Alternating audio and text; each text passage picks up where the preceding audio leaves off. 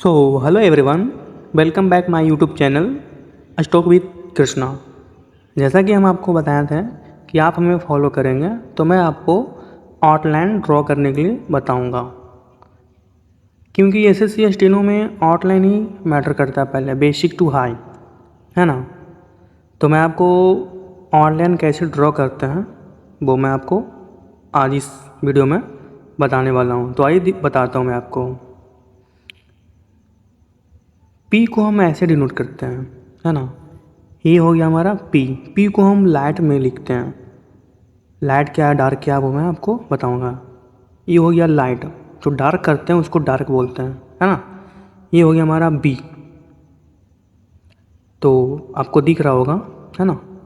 ये हो गया हमारा टी। टी को हम लाइट में डिनोट करते हैं, है ना। आगे भी ऐसे ही बने रहिए हमारे वीडियो पे।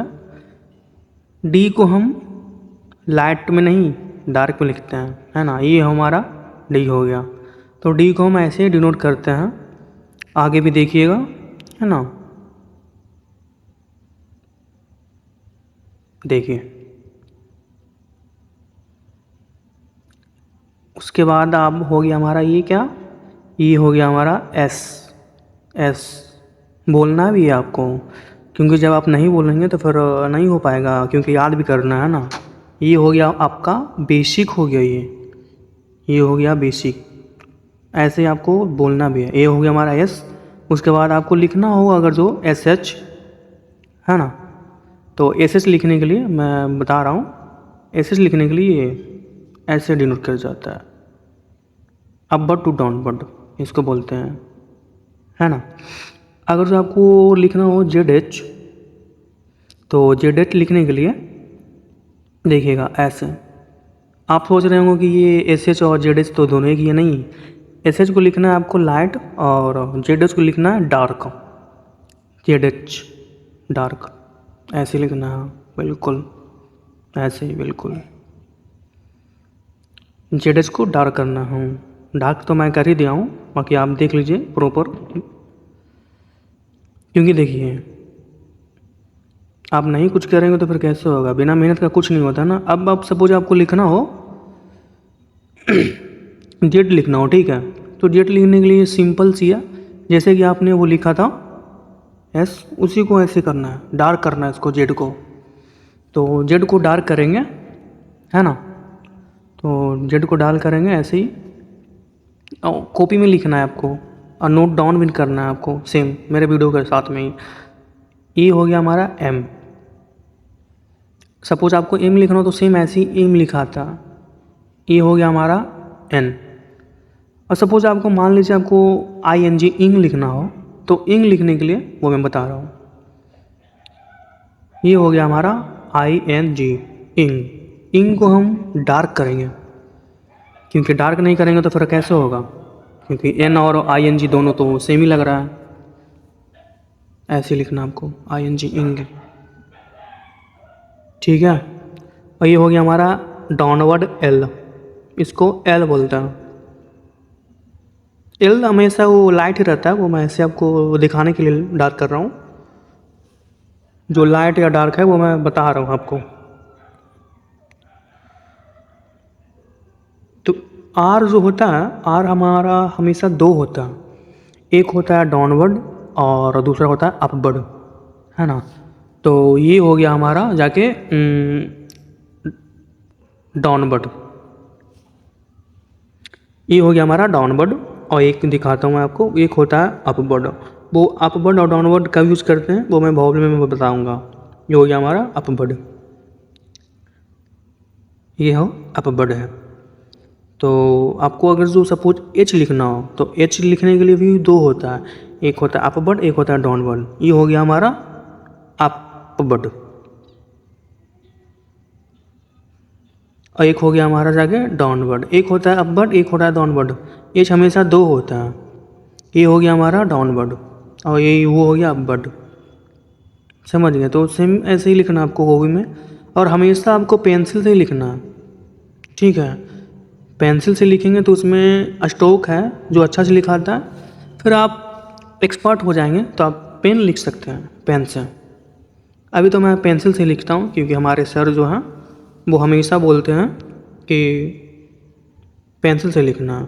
जब मैं सीखता था स्ट्रोक, सपोज आपको लिखना हो W, है ना, तो W लिखने के लिए ऐसे डोंट करते हैं। देख लीजिए, देख रहे हैं स्ट्रोक मेरा कितना मैं प्रैक्टिस किया होगा तब बना जाके, बिना प्रैक्टिस का नहीं होगा। स्टेनो जो है SSC स्टेनोग्राफर, वो हमेशा प्रैक्टिस का है। सपोज आपको लिखना हो के, तो के लिखने के लिए आउटलाइन क्या है वो मैं बता रहा हूँ। के लिखने के लिए हमेशा ये लैट का ये हमेशा लैट लिखाता है, समझ गए। तो हमेशा लैट लिखेंगे। और सपोज आपको जी लिखना हो तो जी लिखने के लिए डार्क करेंगे, ठीक है। तो आइए हम आपको समरी दिखाते हैं एक पूरा आउटलाइन का। ये हो गया हमारा P, आप बताइएगा कि क्या लिखा हुआ है। ये हो गया हमारा T, लाइट में T, है ना, आपको तो याद हो ही गया होगा। ये हो गया हमारा D, डार्क में D, ठीक है। और ये हो गया हमारा जाके क्या, बताइए कमेंट में बताइएगा आप कि ये क्या लिखा हुआ है ना।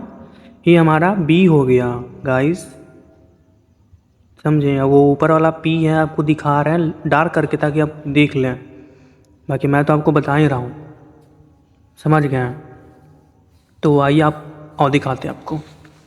तो ये क्या हो गया हमारा, ये हो गया हमारा S लिखना है और बोलना है। ये हो गया हमारा SH जो मैं बताया था इसके पहले वीडियो में, तो आप देखिए। ये भी हो गया हमारा SH।